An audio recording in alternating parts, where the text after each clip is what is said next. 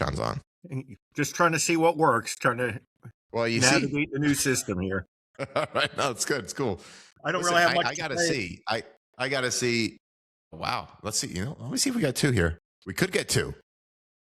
Fabrizio. Good morning, Fabrizio. Morning. So yeah, not only am I trying to see how this tech works, I'm trying to see how I can build this into the whole system. If it's even worth it. I gotta see. Now it says Fabrizio raised his hand. I see that on mine now. Yeah, he raises it and he called in. So wait, on the audience side, when you click that link, how does that work? There's a call in button on the bottom? Well, first it says request a live call in, and then there's another button that says something like live call or I don't remember the exact thing, because at the bottom there are different like hands clapping and things like that, and I was looking and thumbs up, so I was looking for a hand raise there but didn't see it. Cool. All right, nice. All right, cool. Any thoughts? Politics? You like Smerconish? You hate Halpern? Tell me something. I like Smerconish. I actually like Halpern most of the time. I was surprised when I went. I haven't done it much now, but during the election time, I was listening to the two-way as well too, and I found him to be much more pro-Trump on that.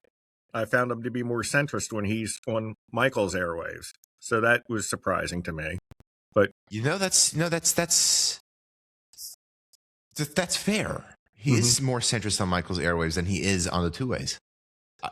Yeah, I listen. And I don't have a problem with it. It was just surprising to me because my experience with him had been on Michael's show the whole time. Right. And he had an event. He had an event in Manhattan, and I went. It was with Dan and with Sean, and it was cool. It was cool. It was a pretty right-wing event. Don't get me wrong. In the middle of New York City, on the bottom, the basement of a bar. But yeah, it was something. Does that say something that they put you in the basement of the bar? But yeah, there was a VIP gathering upstairs, and I'm like, well, I do want to shake their hand, so I got the VIP ticket. Yeah, but basement of a bar? No, that's totally normal. It's totally normal in New York City. You shook their hands.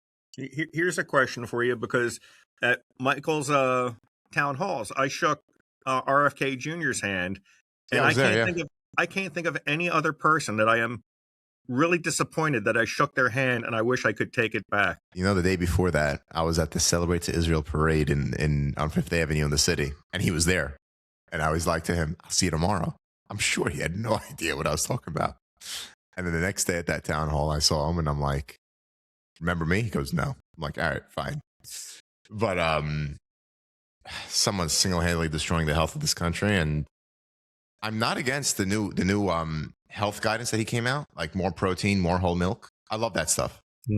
Love that. That makes perfect sense. I think everything's suspect from him, though, just because of his vaccine outlook. And the way I come from it, that's not my background, but my father was an MD and a PhD in genetics and did medical research and worked on vaccines. And what I always say is I was vaccinated for everything, and he knew his stuff. I can't believe he would have us vaccinated if he thought there was an issue with it. I know. And listen, I'm going through it now with two kids, 3 and 1. I mean, I'm going the way of science, and why disrupt everything? I mean, everything should be questioned, but it's been proven too much.